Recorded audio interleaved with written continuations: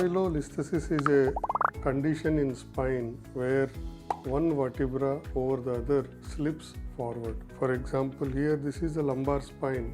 You see here there are multiple bones and there are discs in between the vertebrae. So here what happens, for example, this is L4, lumbar 4 vertebra, lumbar 5 vertebra. When this bone over this bone slips forward, so this we call it as spondylolisthesis. There are various grades of this spondylolisthesis starting from grade 1 to grade 5 depending upon the severity of the bone, how much percentage of this bone is slipping over the other. So this spondylolisthesis is very common and affects patients very badly in day-to-day life. How can it affect? It can cause back pain, which is very common, which can cause leg pain, giving the symptoms of sciatica, or it can cause paresthesias or numbness in the both lower limbs. Especially these patients has difficulty in walking, sitting and sleeping and turning in the bed.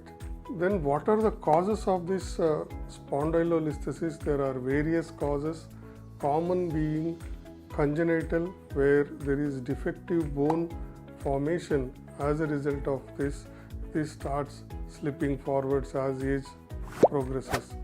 Second is the trauma. When patient has trauma, this can get fractured. The bone connecting between the upper vertebrae and lower vertebrae can crack or break and it leads to spondylolisthesis.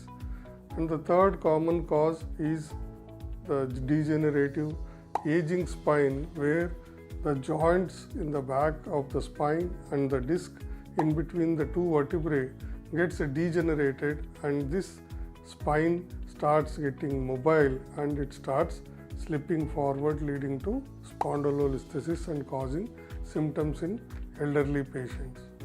Then how do you diagnose this common condition of spine? How do you diagnose it? So there are various ways of diagnosing it. Best way is to get a simple X-ray spine where we can see what is the bony defect or bony problem in the spine.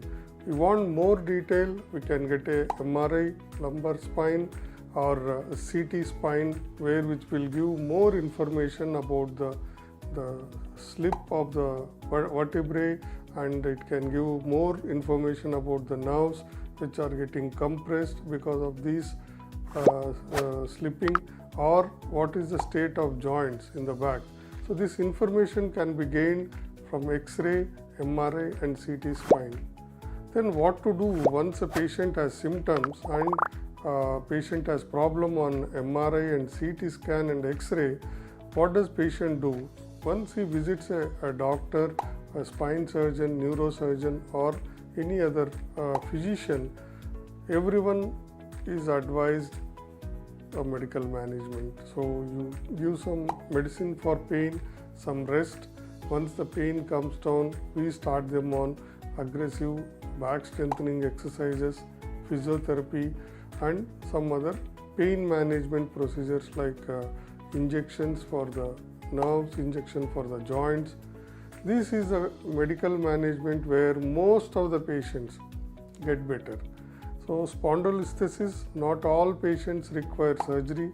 Most of them can get better with a good lifestyle management and exercises and physiotherapy.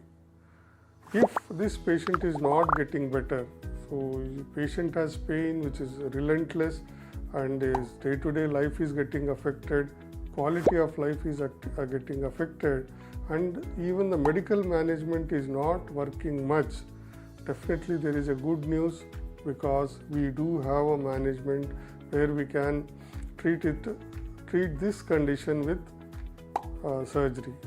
So all these years fear of surgery was because it has to be done with open surgery. There is a big incisions and we have to fix the spine with multiple screws and rods on the either side. For this surgery, we need lot of muscle damage, muscle trauma is there, bony damage is there, the chance of nerve injury is more. and the biggest is the blood loss. There will be loss of blood, and post-operatively patient will have lot of pain because of the big incision, and maybe we have to keep the patient in the hospital for a long time. So this was the one fear in patients where getting spine surgery, they might have a lot of problems post-operatively. So the fear and the myth that they might become paralyzed was the main reason why these patients suffer pain but not get the proper treatment on time. Now, as I said, the good news is that this can be managed with the least invasive approach, what we call it as endoscopic spine surgery. When the patient requires surgery, definitely we can do these surgeries endoscopically. The same principle where we need to fix them, we need to reduce the slip, we need to jack up the height of the disc, and we need to decompress the nerves. Everything is done endoscopically, and we put the screws with the least invasive approach so that patient post-operatively is able to walk immediately after surgery with less pain than open surgery, and patient can be sent home the next day itself. That's a big advantage.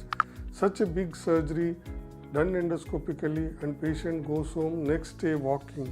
That's the biggest gift to the patient, where all these years he was having so much fear, but now we have done this surgery with endoscopy. So spondylolisthesis today can be operated endoscopically, and we can do very good spinal fixation, what we call as endofusion, endoscopically, and send home patient with the least pain, least scar, and almost no blood loss with very less complication.